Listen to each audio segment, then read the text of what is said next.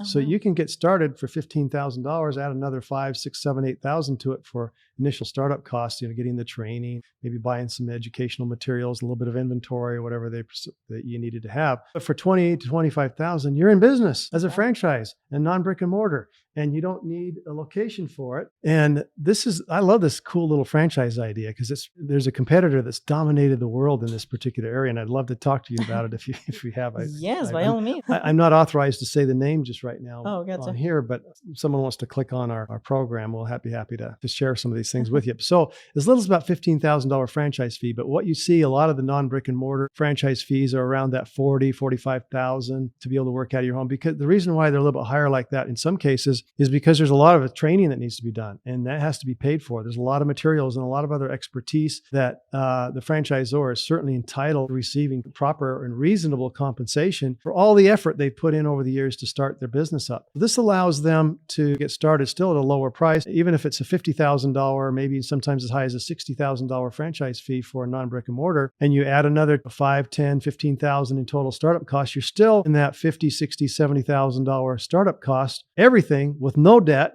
Like with a brick and mortar, you might be spending or investing that same amount of money, but you've got a loan behind you too. But a lot of times you're spending less time in that brick and mortar than you would with your own non-brick and mortar type franchise.